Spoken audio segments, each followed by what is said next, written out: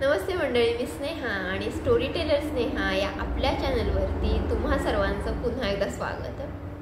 मंडळी, आमची काही मित्रमंडळी ना नुकतीच एका ट्रिपला जाऊन आली. बरं, ही जी ट्रिप होती ती फक्त आणि फक्त देवदर्शनासाठी होती. आपल्याच महाराष्ट्रातल्या म्हणजेच आमच्या आजूबाजूच्या पण काही मोठ्या देवस्थानांना जाऊन भेटी देणे आणि देवदर्शन करणे हा या ट्रिपचा एक उद्देश होता. बरं, ही ट्रिप जी त्यांनी प्लॅन केली ती डिसेंबरच्या शेवटच्या आठवड्यात, म्हणजेच काय तर नवीन वर्षाची सुरुवात देवदर्शनाने करावी या हेतूने. जाताना ही सगळी मंडळी इतकी उत्साहात होती, कारण आपल्यापैकी प्रत्येकाला देवदर्शनासाठी जायचं असतं, एखाद्या मोठ्या देवस्थानाला भेट द्यायची असते, तिथे जाऊन दर्शन घ्यायचं असतं.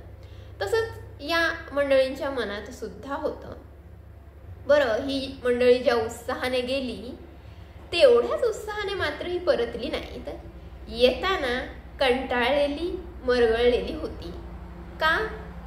कुठे थांबायला लागलं दर्शनासाठी, लांबच लांब रांगा होत्या, कुठे फक्त मुखदर्शनच मिळालं, कुठे धक्काबुक्की झाली, अशी बरीचशी यांची कारणं जी आपल्यापैकी प्रत्येकालाच तिथे गेल्यानंतर फेस करावी लागतात. मग अशा वेळेला तुम्ही जर देवदर्शनाला जात असाल तर कोणत्या गोष्टींची काळजी घ्यावी? पहिला मुद्दा, तुम्ही देवदर्शनासाठी जाताय, नेमकं कशासाठी जाताय हे आधी स्वतःला आणि तुम्ही ज्यांच्यासोबत जाताय त्यांना विचारा.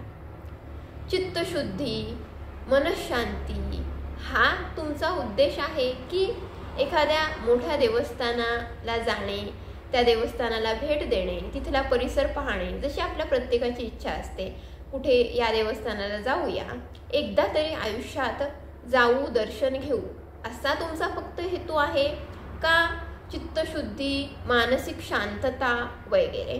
ते आधी स्वतःला विचारा आणि सोबतच्यांना सुद्धा विचारा. आणि मग तुमची जी काही ट्रिप आहे किंवा जे काही देवदर्शनाला जाणं आहे त्याचं प्लॅनिंग करा.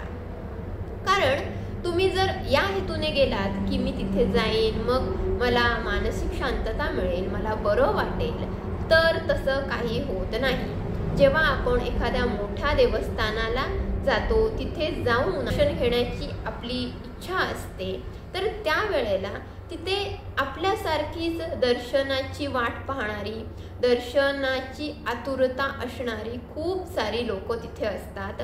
त्यामुळे लांबच्या लांब रांगा असतात. आपल्याला तिथे तासनतास दर्शनाची वाट पाहत ताटकळत उभं राहावं लागतं. आणि हे सत्य आहे, उभं राहावं लागतं. तिथून दर्शन मिळेलच याची काही शाश्वती नसते. कधी कधी तुम्हाला मुखदर्शनावरती समाधान मानावं लागतं, कधी कधी ते देखील मिळत नाही. बरं, धक्काबुक्की होते, तिथे सुरक्षा व्यवस्था असते, बऱ्याच अशा गोष्टी असतात. काही वेळा आपली तिथे गैरसोय सुद्धा होते. काही गोष्टी आपल्या हातून हरवतात, हे हरवलंय माझं, ते हरवलंय, असं सुद्धा होतं.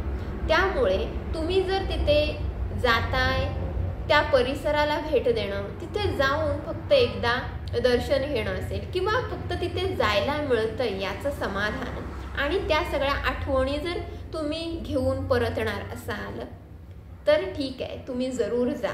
आपल्याच महाराष्ट्रातली देवस्थानं असं अजिबात नाही. आपल्या पूर्ण देशामध्ये जी काही मोठी मंदिरं आहेत, प्राचीन मंदिरं आहेत, ती सगळी पाहण्यासारखी आहेत. स्थापत्यशास्त्राचा सर्वोत्कृष्ट नमुना. त्यामुळे तिथे गेल्यानंतर ते मंदिर पाहणं, ती वास्तू पाहणं, त्या वास्तूची रचना, ते स्थापत्यशास्त्र, हे सगळं आपल्या डोळ्यांनी पाहणं, ते आपल्या डोळ्यामध्ये साठवणं, हीच एक अनुभूती असते. खूप सुंदर अनुभव असतो हा. तुम्ही जर त्या अनुभवासाठी जाणार असाल तर जरूर जा. पण तुमच्या मनामध्ये असेल की मी या दर्शनासाठी जाईन, मी या देवस्थानाला भेट देईन, तिथे गेल्यानंतर मला खूप बरं वाटेल, माझं मन शांत होईल, तर या हेतूने अजिबात जाऊ नका.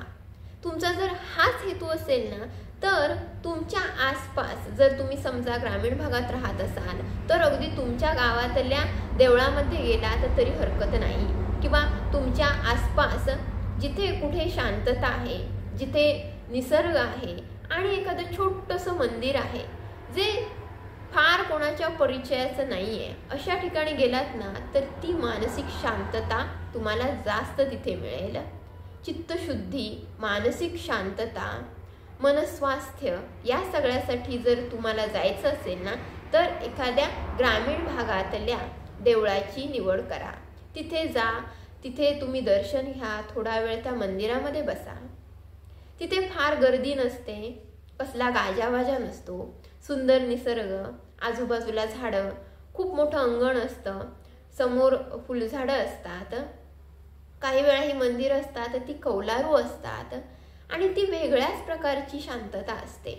तिथे गेल्यानंतर आपण दर्शन घेतो, आपल्याला पाहिजे तितका वेळ आपण तिथे थांबू शकतो. तिथे आपल्याला कुणी जा म्हणत नाही, आपल्याला कुणी हटकणारं नसतं, कुणी आपली चौकशी करणारं नसतं. तुम्ही कुठून आलात, हा पास दाखवा, हे दाखवा, मग तुमची आम्ही पर्स चेक करतो, बॅग चेक करतो, अशा कोणत्याही गोष्टींना सामोरं जावं लागत नाही. तुम्ही त्या मूर्तीकडे पाहत कितीही वेळ तिथे थांबू शकता, तिथे थोडा वेळ तुम्ही बसू शकता. खूप सुंदर तुम्हाला अनुभव मिळतो. मानसिक शांतता जर तुम्हाला हवी असेल तर अशा एखाद्या देवळामध्ये जा, तिथे तुम्हाला खूप बरं वाटेल. आता मगाशी म्हटलं तसं कोणतीही सुरक्षा व्यवस्था नसते, त्यामुळे भक्त आणि ती मूर्ती याच्यामध्ये तिसरी कोणतीही व्यक्ती नसते. जो काही संवाद चालतो तो फक्त आपण आणि समोरची ती जी मूर्ती असते, त्या मूर्तीचे जे भाऊडोळे असतात यांच्यामध्ये. तर सुरक्षा व्यवस्थेचा कोणताही तिथे बागुलबुवा नसतो, कोणताही मुद्दा नसतो, गर्दी नसते, तुम्हाला दर्शनासाठी ताटकळत उभं राहावं लागत नाही. या सगळ्या गोष्टी असतात. त्यामुळे ग्रामीण भागामध्ये तुम्ही जा. जर तुम्हाला याच हेतूने जर तुम्ही तुमची ट्रिप प्लॅन करत असाल किंवा देवदर्शनाला जाण्याचा तुमचा मुख्य उद्देश हा थोडंसं मानसिक स्वास्थ्य मिळणं, थोडीशी मनशांती मिळणं हा असेल तर एखाद्या ग्रामीण भागाची तुमच्या ट्रिपसाठी निवड करा, तिकडे जा. त्यामुळे देवदर्शनाला जर तुम्ही जात असाल तर मुळात आधी पहिले पहा की तुम्हाला नेमकं कशासाठी जायचं आहे. एखादं मोठं देवस्थान आहे, त्या परिसराला भेट देणं, तिथे जाणं, तो अनुभव घेणं, त्या आठवणी गोळा करणं हा तुमचा उद्देश असेल तर जरूर तिकडे जा. आणि मानसिक शांतीसाठी जरूर तुम्ही एखाद्या छोट्याशा मंदिरामध्ये जरी गेलात तरी तुम्हाला तो अनुभव तिथे येईल. तर हा होता आजचा व्हिडिओ आवडल्यास जरूर लाईक करा, शेअर करा. तुम्ही जर अशा कोणत्या मोठ्या देवस्थानाच्या भेटीसाठी गेला असाल, देवदर्शनासाठी गेला असाल तर तिथला तुमचा अनुभव सुद्धा कमेंट बॉक्समधून जरूर कळवा. यासोबतच जर तुम्ही कोणत्या गावामध्ये राहत असाल तर तुमच्या गावातलं एखादं छान देऊळ, ते मंदिर, तिथे तुम्ही वारंवार जाता, तिथला तुमचा अनुभव सुद्धा जरूर कळवा. भेटूया नवीन व्हिडिओमध्ये एका नवीन विषयासह. तोपर्यंत टाटा.